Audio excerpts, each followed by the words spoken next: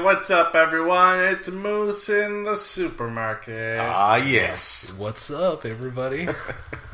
Today's episode, we're going to talk about music, some of our favorite experiences, going to concerts, or just music events in general, or favorite albums, some songs we hate or dislike. So, let's start with Sean. What are some of your favorite albums? Let's start with Mo, as I think about that. Okay.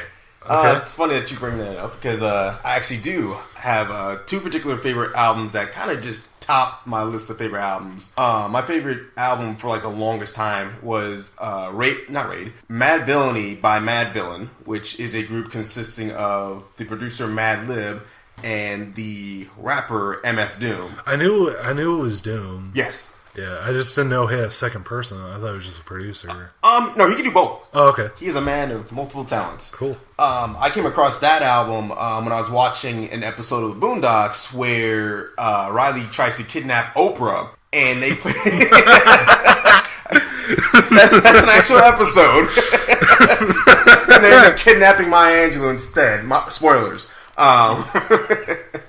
But yeah, they actually played like 3 of his songs in that episode alone, and I'm like, I gotta figure out who this guy was. So I couldn't figure out who it was for almost like a year and a half, and so I just stumbled upon it, like going through different songs on YouTube, and I'm like, I remember that song, and that's how I discovered who he was, and then what album the song originally was part of, and then I got hooked to that, and I pretty much just listened to his whole discography for like the rest of my days.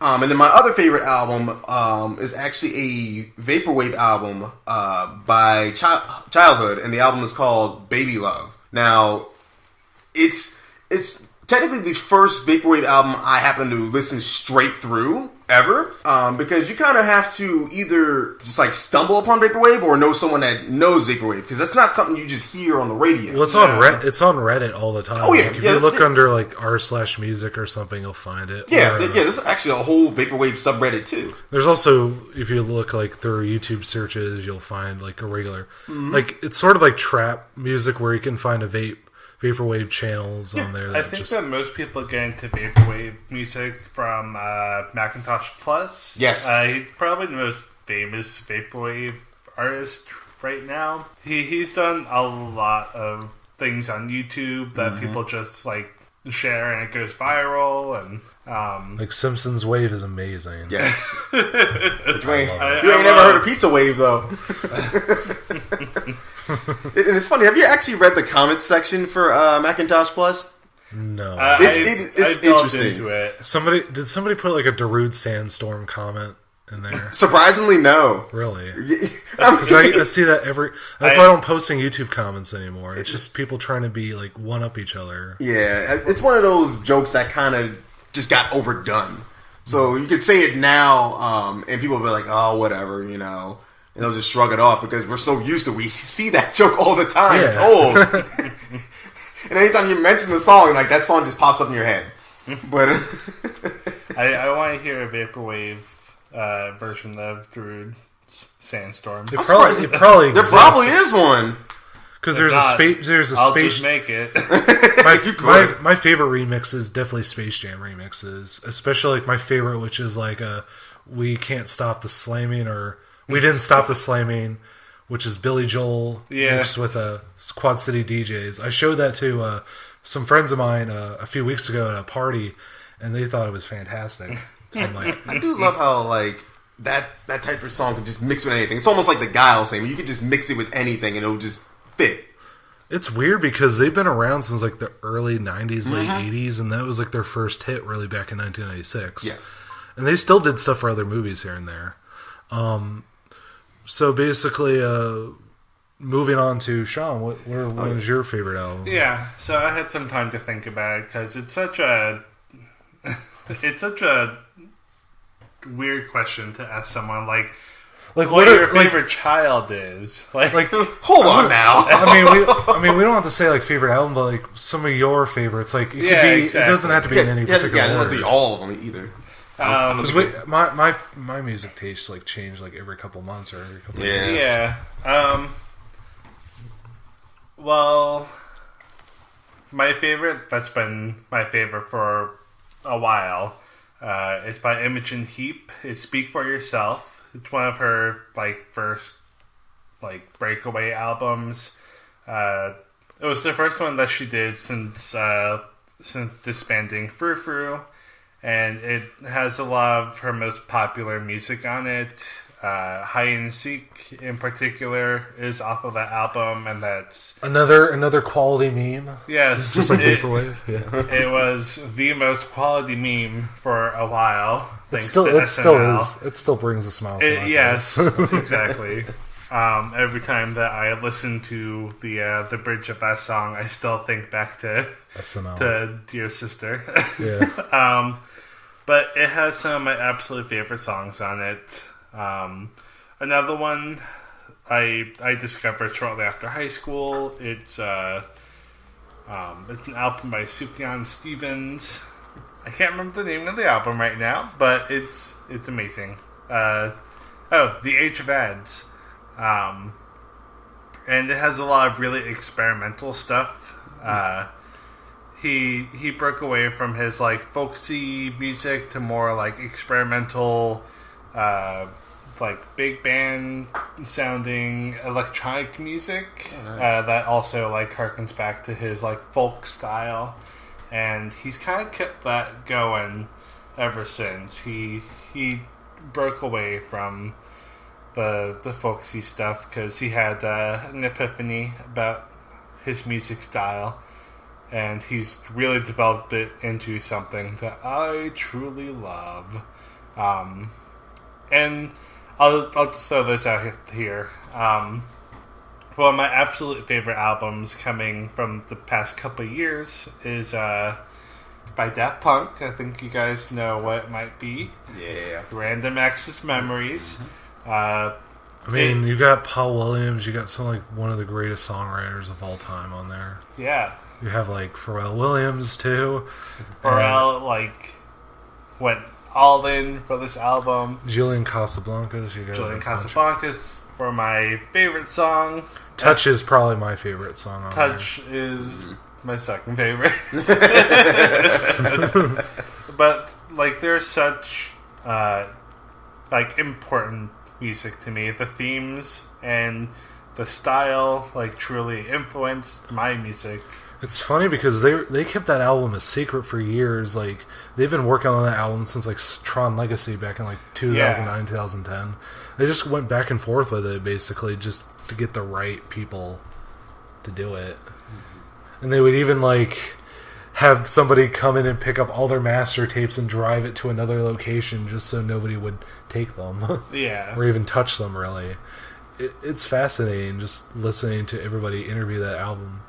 Because it just seemed like everybody had a lot of fun making it. It didn't seem like a chore to make. And people are complaining that it's not Daft Punk's signature style. Well, they changed up their signature style with every album. Yeah. It's all within the house realm. But you definitely see a difference between Homework and Discovery. Mm-hmm. Discovery and We're Human After All. Because, they tried to emulate certain styles with each album. Discovery is definitely that 70s funk kind of thing. And a little bit of that translates over to... Tron Legacy soundtrack is basically them with an orchestra. Yeah. Half the time, too. And, if people, weren't fans of Random Access Memories, the Tron Legacy soundtrack, I guess, fills that void for fans of Discovery or Human After All or something. D-Rest is obviously the best song off of that soundtrack.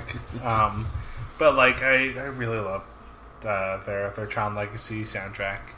It sucks we're never going to get a sequel to Tron Legacy. Because I want one. But, yeah. Those are some of my favorite albums. How about you, Phil? Oh, wow. Some of my favorite albums, like, they always fluctuate. I don't like to be like an old man, but I really like... man, Phil. I really like a lot...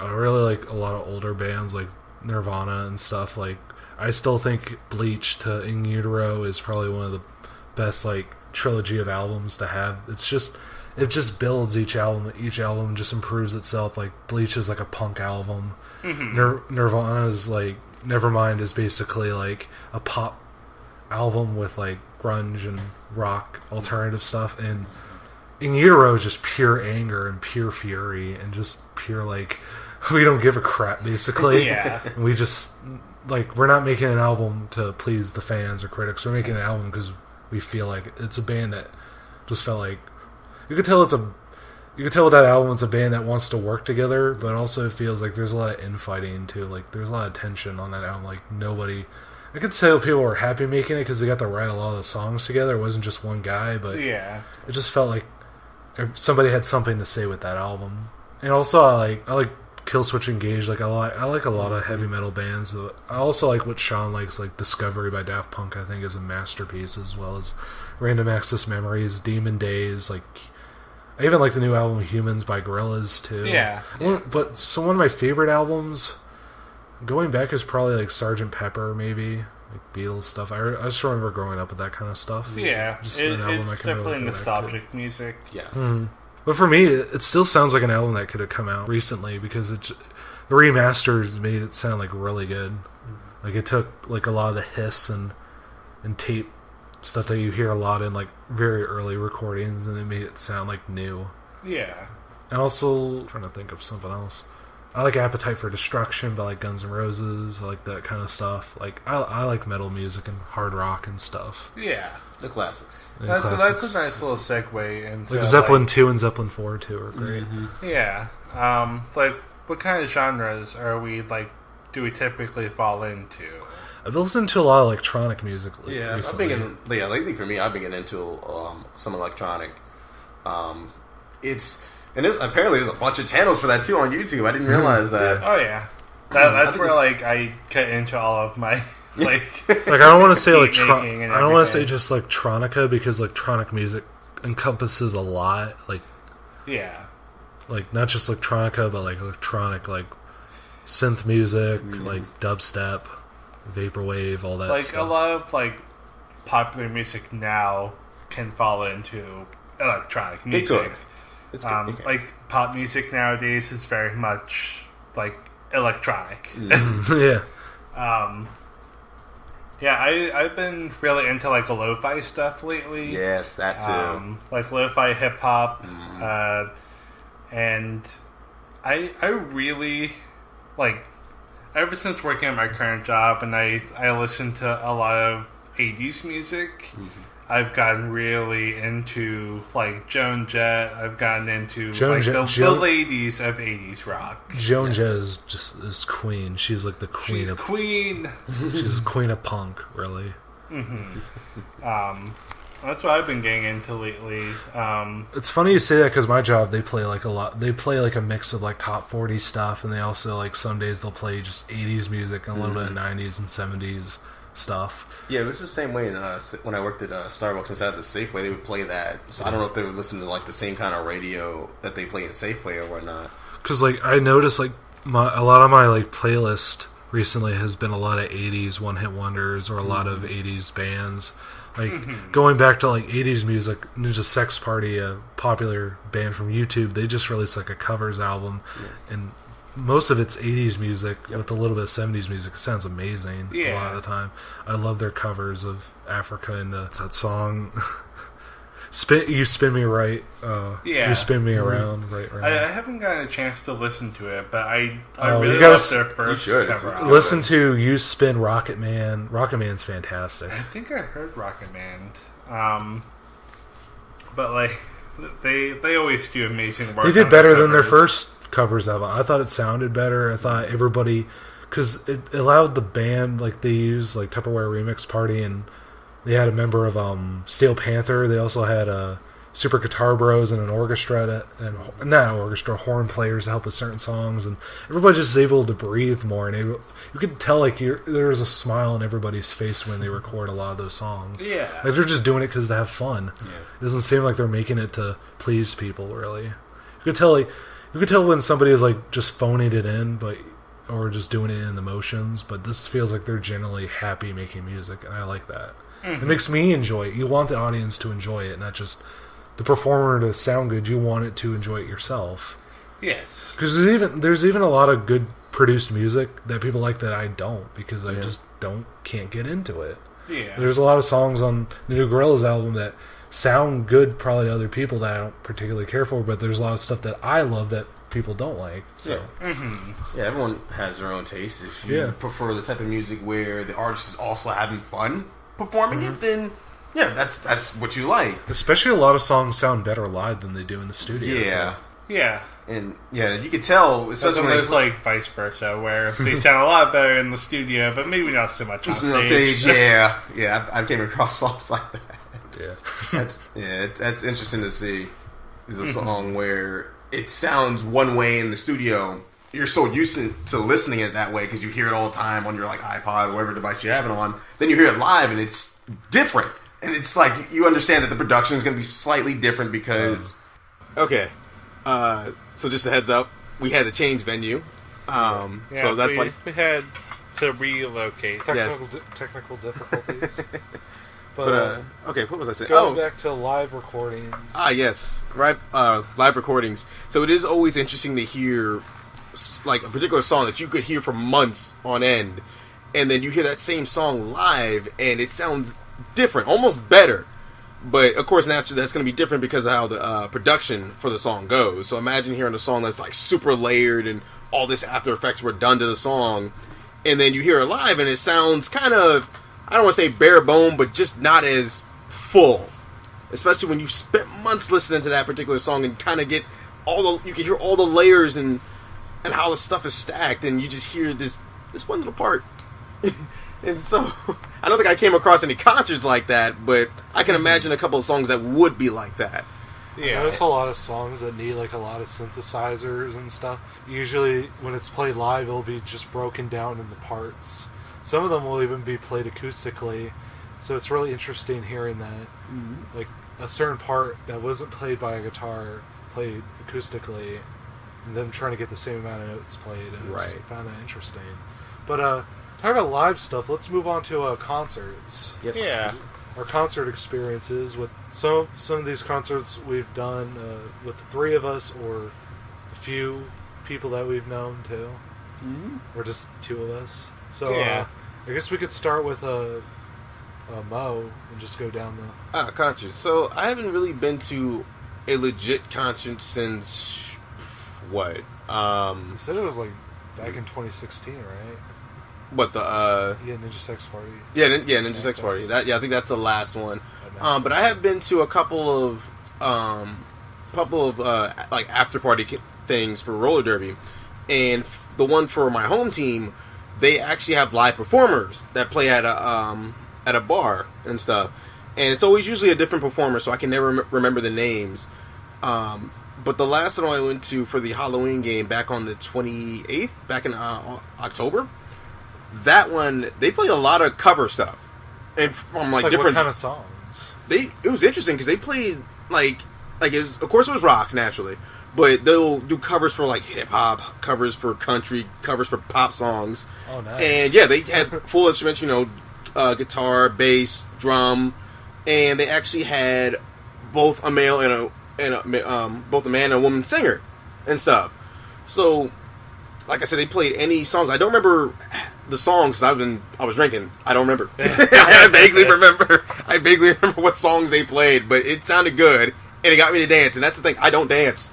Yeah. So they got me to dance. So you were dazed and confused. Yes, I was very dazed and confused. Dazed, confused, and drunk. But me and Sean, I remember one of the first big concerts I did. Like, I did some concerts before. Yeah. Like, I've seen Killswitch Engage live with the the singer of All That Remains. I've seen. I would go to a couple concerts at my church. Some of them were like, I guess, either Christian bands or something. I don't really remember that well. I just remember they're all right. But one of my bigger concerts I remember doing first was seeing Weird Al Yankovic with Sean and Dad. Weird Al was like my first super big concert, and that's saying something because it wasn't like a giant concert. But it was in a theater room at the Warner Theater, which is like a little bit towards out of Chinatown in the archives.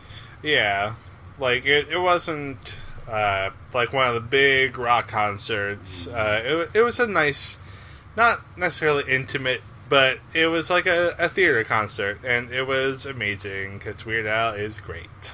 But also, like, it was a little bit intimate because Weird Al would jump. I think he did jump out of the stage one time to do I Want to Be Your Lover from a Poodle Hat. And he wore a leisure suit and everything. Oh, yeah. That was awesome. But he would also do, like, all the video screens. He would dress in all these, like, costumes from the videos. It was awesome. Like, I had a blast. And my dad grew up watching... Well, I wouldn't say grew up with Weird Al, but he would watch it when I was little. Back in, like, the 80s and 90s. Because Weird Al was, like, huge on MTV back then. And, like, I remember my first experience was, like, watching the Jurassic Park video that he did, which was, like, all claymation. And it was, like, I remember just being very bloody and, like, violent. Even though it's not even that bad. It's just him getting squished and then Barney's head getting decapitated. I remember being, like, 3 years old and just freaking out about that. Because I was, like, a little kid. And then the Flintstones video of from like the Red Hot Chili Peppers, I remember a lot. Yeah, I remember like we would play Rock Band, and nobody would knew the Red Hot Chili Peppers song "Give It Away," so they would just say "Yabba Yabba Do" now instead of the verse because it's so intertwined. It's like "Smells Like Nirvana," which is like basically the "Smells Like Teen Spirit" parody, and everybody loves that one. Yeah, even the band, the original Dave Grohl said it was like perfect, and seeing that play live was very special. Yes. And yeah, most of my concert going experience has been like small, intimate venues, especially at MagFest. Yeah. That's where a lot of the concerts I've seen have been. At Oacon, there was one giant one, the 1 year that I went. Yeah, we went to that one too. The TM Revolution concert. Yeah, TM Revolution, which was amazing. Yes. That was probably my first true like rock experience. I don't think I've really been to any other giant concert since. I've just been like doing concerts at MagFest, which are always amazing. Mm-hmm. Like they do big things, but they're not like popular rock groups. They're like, in the subgenre. Proto-Men are pretty big. Yeah, Proto-Men they were amazing too. Are great. There are obviously some like well-known acts within the VGM. Like I saw Psycho Stick there too. Yeah, I've been wanting to see Psycho Stick for years. When I found out they were going to MagFest, I'm like, I was like telling my friend Jaron, I was like, you should go to this. Mm-hmm. And he just didn't. I'm like, okay, I'm gonna go see Psycho Stick. Then right after Psycho Stick, I think later that evening, me and Mo went to go see Ninja Sex Party. Yep. I think it was that same day, probably. Yeah, I think it was. But like my personal concert scene is like it's the chiptune showcase at MagFest as well, where they have local people who do chiptune. It's pretty much like a big open mic. Yeah. And like they have slots available, and people just go up there and play chiptune music that they wrote. A lot of it is like super short because I think you're only allowed like 10 minutes at a time, but it's like an open mic night. Like I think you're given like 10 to 15 minutes. Yeah, including like setup time. I think they give you a couple minutes. It's like jams. It's just jam space there, but it's a lot better organized than jam space. Oh, wow. Like it's so much smaller than the jam space at MagFest. Jam space has become just a a venue for people to hog the stage now. I'm sorry, it's true. Yeah. I've never been to the Jam Space stuff, but it seems like that if you haven't been like doing it for years, and you can't really get up there. And look, I like a lot of the bands that play there. I'm not dissing any of those bands. I'm just saying like people aren't following the rules of that area. Yeah, it's more like because I'm friends with some of those guys that are there, but they usually go in a different room to jam because Jam Space is just so booked all the time. I think I remember one time you were telling me about how it became more of like people who couldn't get on the big main stage itself for MagFest. They usually just go hog the space and like Jam Space just to play and stuff and make it like a concert. A lot of people gotta play in the hallways too, and that's hard because unless you have like a really good amp and good like sound system, it's not gonna pick up in that hallway. There's too many people. Loud. It gets loud in those hallways. But luckily, people find a way, and I would rather just play the hallways or play in a private room if Jam Space isn't going to change. But that's kind of meandering a bit. But going back to MagFest live performances in general, I remember just seeing a lot of talented people there. Like, I've seen a lot of people over the years. Metroid Metal was good. Oh yeah, Metroid Metal was like the highlight of that year that they came. Like, it was so great. I see Bit Brigade every year.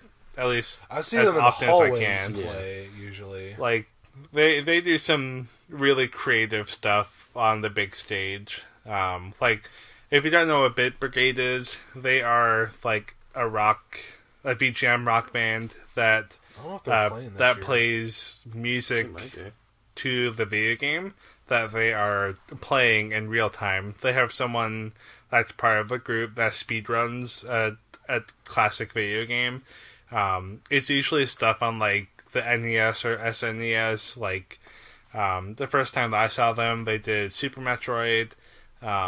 They've done a couple of older games like that. I think they did Mega Man one year. It was just amazing. They do great work, and they are super professional and know what they're doing. So. Yeah, Super Soul Bros does that too. Oh yeah, they have a guy that plays like Mario Paint or like some game on the Super Nintendo, and he'll draw stuff while they're playing music. So they play the Hey Arnold theme song. He was drawing Arnold on the screen, so you see it on the big screens. Like that's amazing. That's awesome. Like Super Soul Bros is like a jazz / like a horn band with like guitars and bass and I think in keyboards too, and it's usually all instrumental. And they're really nice people. I got to meet them and got a shirt. And yeah, they're very talented. And because I'm usually like I like jazz music and I like instrumental music. That opened me up. I was like, oh wow, you can arrange video game music like this. That's yeah, pretty cool. Because it's usually heavy metal or chiptune. I see. Yeah, like video game cover stuff. It's never like horns stuff. All the time. Like other instruments. Yeah. So it is refreshing to see video game covers and just VGM styled music in different instrumentations. Like I love it when it's like classical music, or if it's like jazz music, or like hip hop, any of that. One of my favorite groups that is like a rock group is D&D Sluggers. I want to give a special shout out to him, Tim White. He does really cool things, just with like simple things. Like he writes music just with his like DS chord game and an electric guitar, and does some really cool beat making. And I love people who do that. Yeah, and we'll be at MagFest in January. Yes. Yeah. Shout out to them. Okay, moving on with that. Other concerts I remember going to was Carolina Rebellion 2014 with Mo and another friend of ours. That was fantastic too. Yeah, that was a fun weekend. Seeing Avenged Sevenfold and those guys play like Rob Zombie and Fozzy. Fozzy was good. Chris Jericho's band. Yes. Yeah. Five Finger Death Punch. Five Finger Death Punch was great. That was amazing. great. Black Label Society. So much good music. and we just saw quite the characters there. Yes, you know? yes. Like, tell us that story with the. You talking about the Hooters? Oh my god. Okay, so Fun. I think it was. I want to say it was the Saturday that we went. It was middle of the day. It's hot. It's dusty. You can legit see like dust tornadoes flying from all the freaking mosh pits going on. And so we're in line, and it's like I think 5 lines all for this one like spot, and we're just chilling in line. We're getting pretty close to the front of the line. Some dude, I think in the next line over, like threw up or some stuff like that near us. So we had to cover that up with like I guess some random napkins or something like that. And we get we get our food after waiting for a while. Food wasn't that badly priced. I mean, there's clearly better stuff outside the venue. And kind of like just as we got this food, we had this one older guy. He came up to, I think it was either you. He either went up to either you, Phil, or it was John. He went up to, and he asked us about the food. You know, I told him, you know, it was some good stuff. It was good. He's like, you know what, I have to take a word from the brother on this. Like, So I'm gonna have to take a brother's word on this. But I was like, yeah, that was good. It's like, cool, man. Yeah. So him and his like wife or girlfriend just like walked off. Right. And then the funny thing is, like, sometime after that, me and Mo get in line for another good band. I've seen like twice with our friend of ours that was at the venue, Volbeat. We went to go see that. I was getting in line for that, and I just see this guy like in the fetal position. Oh, you're talking about that guy? Yeah, he was done. He was done. He was done. He wasn't like in the middle of the crowd. It was more towards the back of the crowd, and he was just like knocked out. He was just like sitting there, like Phil said, in a fetal position. Like I don't know what he had, if he was strung out or what. But what made it funny was not the fact that he was in that position; it was the fact that everybody was taking pictures of him or pictures with him while he was like that. I felt bad. He partied a little bit too hard. Yeah. He flew too close to the sun. But he was not. And nobody really bothered him like that. They kind of just left him like that. Yeah, like no one marked him up with a Sharpie or nothing like that. They just let him be. I remember. They could have at least like helped him. How? I mean, I don't know I think how. he knocked the freak out. But at least not like in the back of the thing. Like at least get him away from the crowd. I mean, I said something to him, but he never responded. Yeah, he was just lifeless. Like, you know, he's not dead. It's just he's just there. He's not entirely good. No, yeah. I mean, there's nothing I could do about it. I mean, it's just such a fun experience because like until like the last day, which became kind of a we don't. Well, yeah, that was that was that post concert feels basically. Like me and my friend John got sunburned. Like second to last day. Yeah, that's right. Yeah, and then I lost my phone. Yeah, we spent like we had to look around the campgrounds for it, but they locked the venue so we couldn't go back in.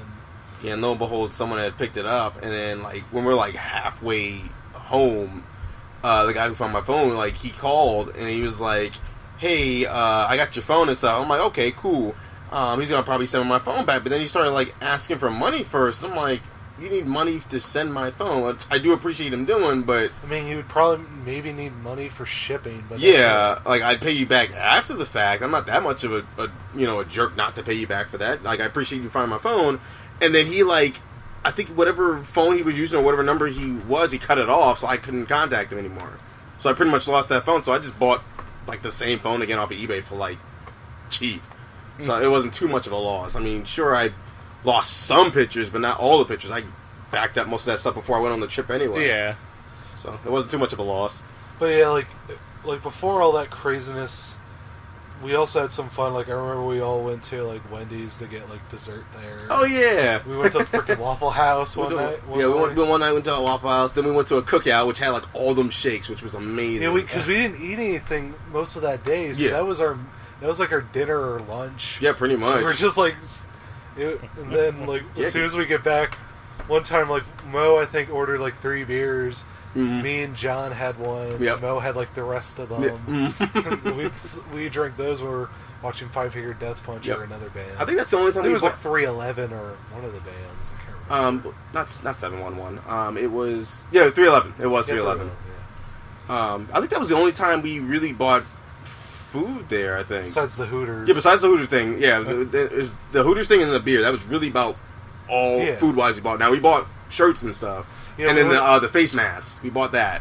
We also went to this like tent under the venue that had all these instruments and stuff. Oh yeah, I remember that. So I was playing all these guitars. Like, they had a Frankenstrat guitar, and I'm a big Van Halen fan, so I had to run over there and grab it. Yeah, and then we got a picture with, what was it, Squeegee Man or something like that? He was like one of the guys who he just hosted it. pulled up the picture in the back. And I got to meet Adam D of Killswitch. Oh, yeah. And got an autograph from him, and that was awesome. Yeah. So, Concert experiences like that are fun. They are. I want to get this moving along because we have just a little bit more to record. But is there any music that you're not so big on? Like music or concert experiences or I wasn't anything? a big fan of the Amanda Palmer concert I went to. Like, I know your fiance was there too, but I had a horrible time there. He wasn't too impressed either. Was the I wouldn't say a horrible time. I was just very disappointed by it. So was it the music itself that was disappointing, or just the atmosphere of what was going on was to make bad? a long story short, I was supposed to go with like 2 other people. They dropped out at the last minute. I couldn't find anybody to go with, so I go to the concert by myself with like 2 free tickets. I spent like a half hour in line trying to pitch tickets to people. They wouldn't take them. So as soon as I got inside the venue, I was like, well, you know what? I'm just going to go with the flow and have a good time. Ronald Reagan, which is a cover band of like 2 guys that play saxophones and do 80s covers, they had a fun time. And they were a lot of fun. Then another band called The Simple Pleasures featuring the guitar player in Amanda Palmer's band at the time. Him and his band played. They played for like an hour, and they were fine, but I'm like thinking to myself, when are they going to get on? When is the actual band I paid to see going to get on stage? And she took like 45 minutes to more than an hour to get on stage. And as soon as I checked my phone or my watch, it's like 10 o'clock. Yeah, it was like after 10 o'clock, 11 o'clock at night. Ooh, what time did you get there? I got there at 6. That's how much time I've been there.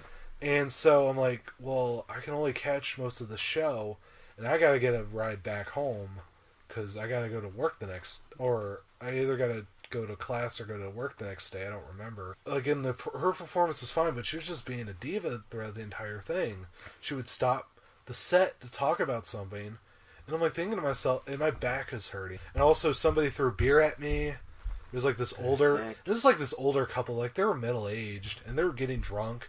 One of them spilled beer on me, so it wasn't too much. It was just like a little bit of beer. It was like, sorry. I was telling like a drunk idiot, and I'm like, I got to the point. I got really upset after I left. I was so but like making up for those concerts, I went to go see Iron Maiden, Black Sabbath, which were amazing. Iron Maiden played with Ghost, which were also great. I also saw Buckethead, which he is the master, Bucket Senpai. But yeah, that's just a summary of some of those experiences. Yeah. So what you got, Sean? What you got, Mo? No, what you? I asked you first. I asked you second. Are you calling I'm me the a liar? oldest. You call me a liar. I call you a truther. I call you a truther. I call you a truther. Josh Peck impression. Oh man, I haven't had any bad concert experiences per se. But music, I'm not a fan of. A lot of stuff on the radio. I have not listened to the radio since I graduated high school. Honestly. Hey Mo, can I ask you a question? Yes. Why are you such a fucking hater? I don't, man. Well, I don't hate. I appreciate. A lot of the radios like commercials. I remember like watching, like listening to like alternative rock station. I wouldn't even call it that now. It's like a mix of like top 40 stuff too. Yeah. But like they would just play all these random commercials, and they would play all these obnoxious commercials I hear on TV. It's like, no, I don't want to hear this crap on here. Yeah.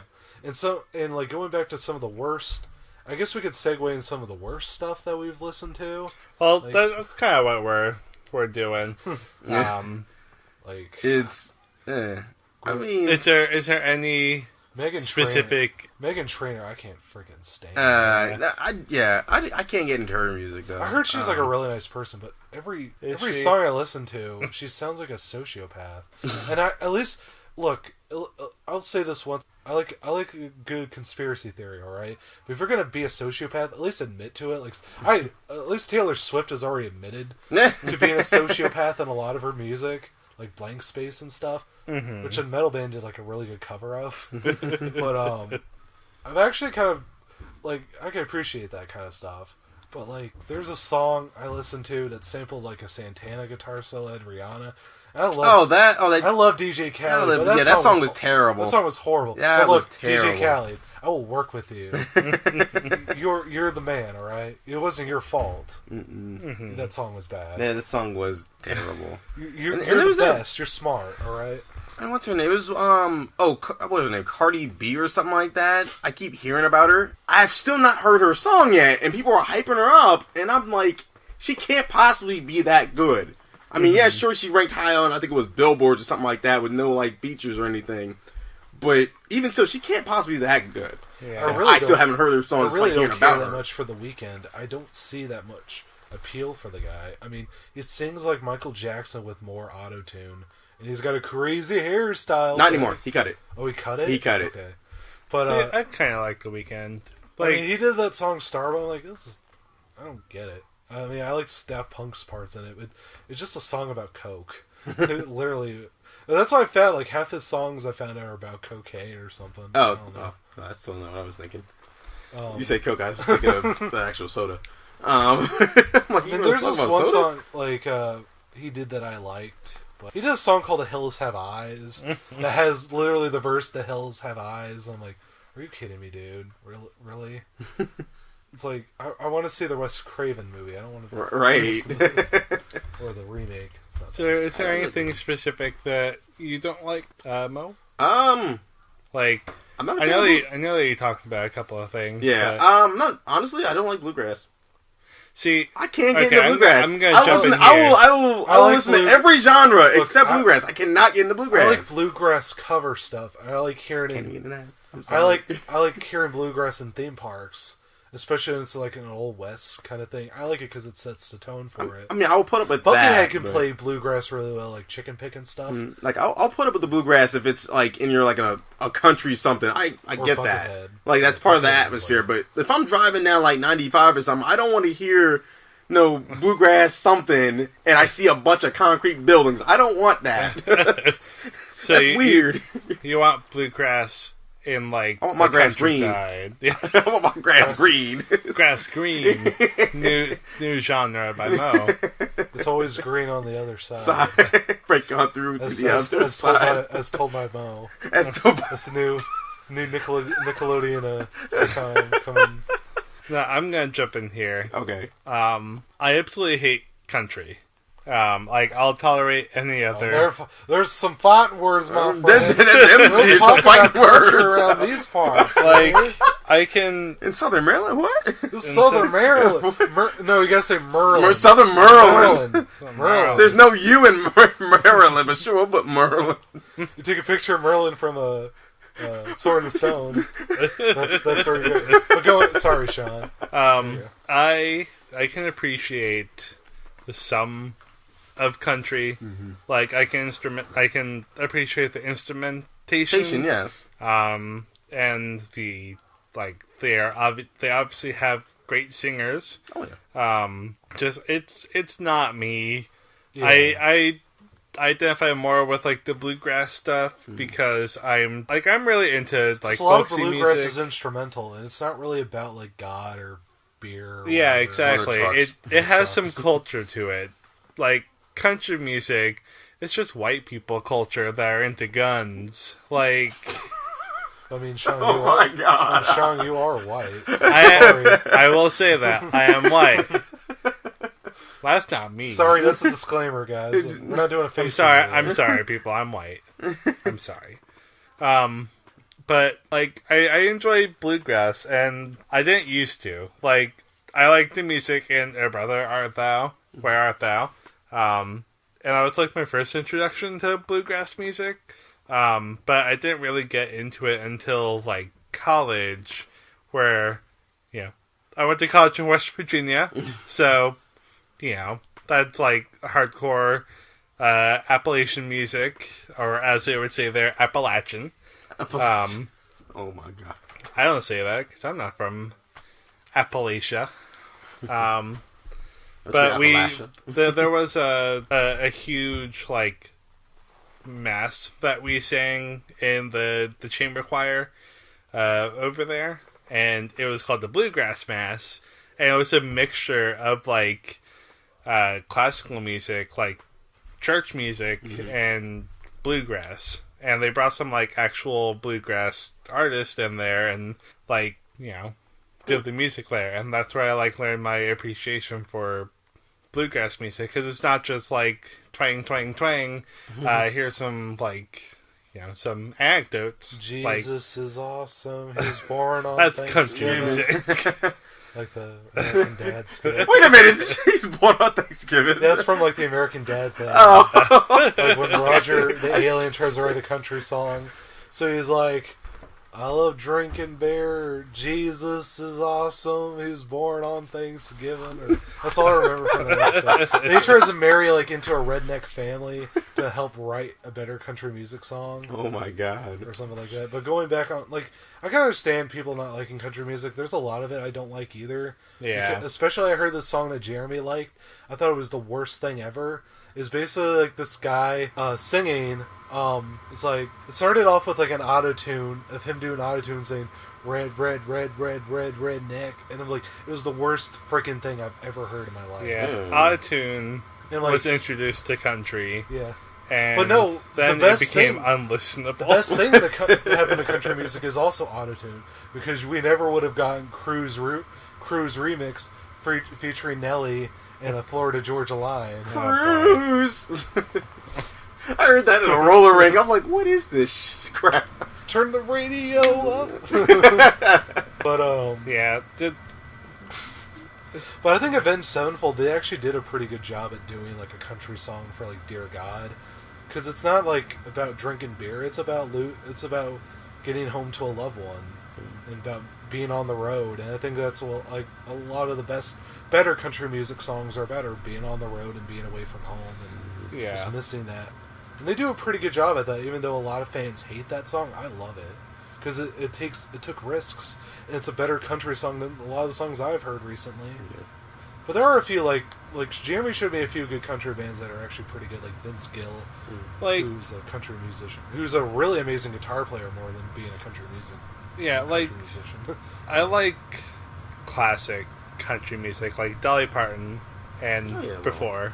Like that's where I draw the Dolly line. Parton's a gem. Yeah, I mean, you can't not like her music. I've been to her theme park, and she's just adorable. She's just adorable. Yeah, she does got a theme park. Yeah, I went there a couple years ago. Dollywood. Yeah, Dollywood. And like one of my favorite drag queens just released a country album of all things, and it is fantastic. Like, it's legitimate country That's music. cool. And yeah, just like I don't like the mainstream country music, and I don't like it. I guess for me, like, the only music I don't really like is stuff that's overly repetitive and just made to like really just be grating to listen to. Yeah. Like, I'm not just saying this with modern music, because there's a lot of modern music I like. There's a lot of older music, especially going back like 50, 60 years ago, that sounds like garbage because it's just overly repetitive. Mm-hmm. And plus, it was produced by people that had like way too much money and way too much authority in the recording So studio. it was more like they try to rush out a product rather than actually taking the time to make something really good. Yeah, it's like, hey, let's make this one catchy hit that's probably going to last like 2 weeks or something like that. It sounds like something somebody made as an earworm. Yeah. And not really as a song. It doesn't sound like there's a lot of effort put into it either. Like, I like the whole big band wall of sound thing from like Phil Spector and Brian Wilson and those guys, but it's been done better years later by like guys like Bob Ezrin, who did like Pink Floyd's The Wall, who did a lot of Alice Cooper albums. It's just been done better, so I'm like, I just don't see the appeal in a lot of this stuff, especially when it sounds like repetitive stuff, even stuff that rap stuff that sounds horrible now. Yeah. I know I've seen a lot of people on YouTube just make fun of it because it's easy to. Yeah. I like hip hop that talks about like issues that are going on in our country, or stuff that talks about. I mean, people get mad about like stuff today, but a lot back then, like a lot of people had something to say. A lot of people don't have a lot to say now. Yeah. A lot of pop music is very cynical, and it just sounds like it. It just doesn't sound like anybody's having fun making music. You have to look for those bands, and that's the problem with modern music. Is like I don't want to be. I always try to avoid being the '90s Nick or like the guys like, oh, this stuff was better back then. Like, no, I always try to look for that stuff because there's always something there. You just gotta look for it. Yeah. Even that stuff won't even play. There's even stuff I'm listening to that came out this year that's amazing, but they won't play it on the radio. They won't. No. They rather appeal to what could grab the most attention, what could grab the most viewers and listeners, rather than actually put out quality stuff. Yeah. So I think I've even noticed that with a couple of albums. Like, you probably listen to like an hour straight through, and you come across that one song that's like, whoa, this is really good. Why was this not on the radio? Exactly. And it's those kind of songs that should be on the radio. Like, going back to Random Access Memories, which is a masterpiece of an album, like, they put Get Lucky on there, and that's an amazing, fun song. It's a fun song. But, like, then you hear, like, you know, Touch and Instant Crush, and it's like, Instant Crush definitely should have been on the radio. Like, it's a was catchy like song. One time. I might have heard it like one time. I don't remember it ever being on the radio, but like, Touch is such a great song, and I see why it's not on the radio, but like, in certain radio stations, that would fly super well. Like, if they're playing Pink Floyd, then they should be playing Touch. Going back to Pink Floyd. And another like specific artist that I just cannot get behind is Lana Del Rey. Yeah, I don't like her either. Like, I like her. Like, some of her music is okay, but I just don't like the ideas behind her songs. I mean, I thought she did a good job with the song from, like, Sleeping Beauty she did from the left Yeah, side. like, she sounds amazing. fine. Like, she sounds good. She has some really catchy music sometimes. She has a song called Axl Rose Husband, which is interesting. But they even got to hang out, too. Yeah. Like, Axl, you do know she's, like, 40 years younger than you, yeah. Right? But, like, her music is very much... Like, I remember an interview that she did where she like idolizes like rock stars and people who die young. Like, she idolizes the concept of dying young. No, it's why they didn't like, die young by Cobain choice. Is her favorite person. And don't take the song by Kesha literally. Yeah. Right. Like, yeah, a lot of those guys so, did like, not die by choice. I mean, Alice Cooper made a tribute album called like Hollywood Vampires about the friends he died. Not because he enjoyed them being dead, he misses them. Like, Hollywood Vampires was like a drinking club filled with like rock stars and actors where they would just go to a pub in LA and just drink till they were sick, and then they would just mark on the wall how much they've had. Like, those people consisted of like Keith Moon, John Lennon, Bruce Springsteen, a bunch of other people, and Jim Morrison. But like, it's also a cautionary tale. It's like, he's probably sad. Like, you shouldn't embrace death. That's why I refuse. That's why I always tell people to avoid Rolling Stone and TMZ and all these media sites that promote music and stuff, or just controversy, because they promote suicide. They're romanticizing. You should never do that. And yeah, that's my biggest issue with Lana Del Rey. That she has songs like "We Were Born to Die," or like things like that, and the music videos will feature like these awful redneck Americana motorcyclist who like put a fake gun up to her head and pretend to shoot her. I was like, why would you think that's a great idea? And then you'll have like a scene in the desert at a campfire, and they'll dress up in like Native American garb, and it's shitty and stupid. A minute now. I think people just like her because she tries to be really edgy. Yeah. I really don't like it, but when artists try too hard. She looks like the equivalent of a pale blog on Tumblr, like that runs off of like smoke. That's a sign I haven't heard in a while. Right. That's a sign I haven't heard in a while. I don't like her, and if she would just ditch all of like the too deep songs and whatnot, she would be a pretty decent artist. Like, she definitely has a good voice, but just like the themes that she likes to write about or sing about are just not good, and they don't send a good message to other people. So that's my 2 I cents. think that's my biggest problem is I think like there's not really a really great role model out there right now for like a lot of musicians. There's not really a lot of artists out there for people to like look up to unless you go back, or there's a few of them, but a lot of them are so few and far between, and a lot of them are just contradictory. That's why I always said like I never like look up to artists as like role models. I just listen to their music. Right. Unless they're just really awful people and just produce awful music, then I'm not going to listen to them. But like, it's tough because I think everybody wants to feel that connection between that artist and themselves. Yes. But it's like you also understand it's like you're buying their product, you're supporting them. Like you understand they're not your friend. Yeah. They're not out for your best interest. I mean, some are, but most aren't. Yeah. Yeah. Well, I guess we'll we start were wrapping things up. coming to the hour mark here. We don't want to go too much over. Wait, are we really about to hit an hour? We gotta meet up with a friend of ours. Oh my!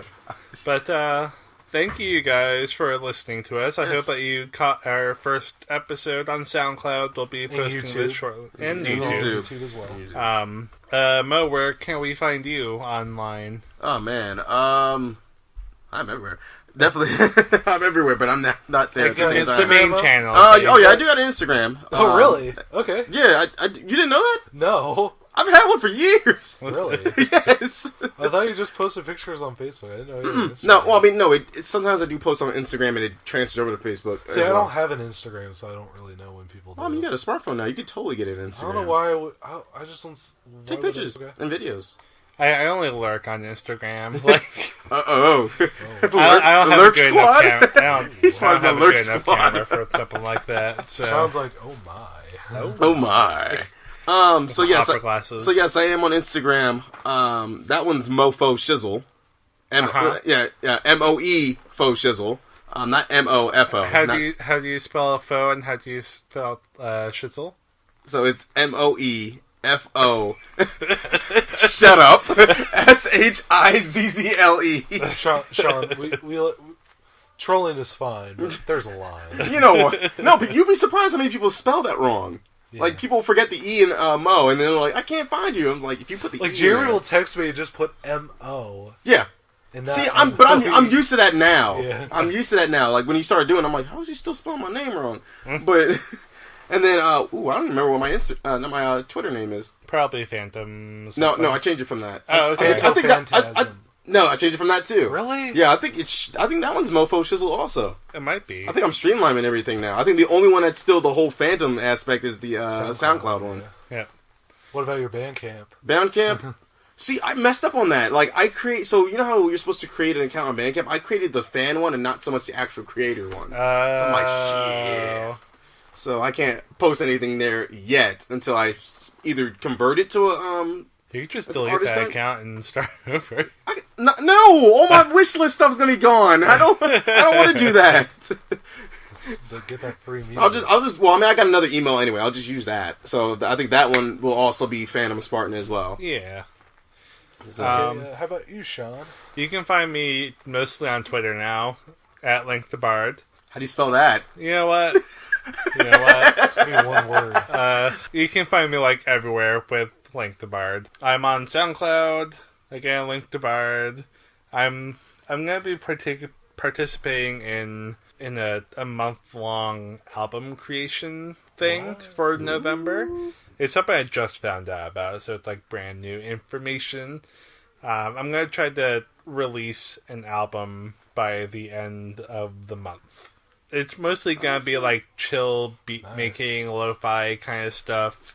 Congrats. Thank you. What? I might throw some chiptune stuff into it, but look forward to that later on. It's going to be mostly posted to my SoundCloud, and I'll probably just create a playlist for it.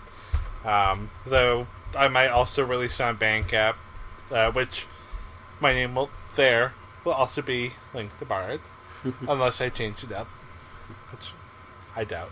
To How Bard about the you, Link. Phil? For me, you can find me on SoundCloud and Twitter at MeWiseMagic. I think the Twitter has underscores, so me_wise, so on and so forth. I have a Facebook page where I post all my music updates and stuff. That will be Phil Bortner WMW. Yep. check out the stuff if you want. And Bandcamp at mewisemagic.bandcamp. Just where I post other stuff, too, music and remixes and collaborations with these two as well. Yes. Yes. So I guess that about does it for today. Yeah. Yep. We hope Look to for see- us in the next episode. Yes. Hopefully we should get that done pretty quickly. We can do that about fall or festive stuff. Yeah. That might be a good way. Or have a post belated Halloween thing or something. Or we'll just talk about how it's like super cold in November and I'm so happy that it's gonna be winter soon. Well, I'm not. That means I gotta shovel that snow. I got a big ass coat. I'm good. I do too, but that means I still gotta shovel the snow. I don't like shoveling snow. I don't like it either. But Get that Christmas that's beside the going. point. We'll see you guys later. Yeah. Peace. See you around. Bye-bye. Sign on. Bye-bye. Bye-bye. God.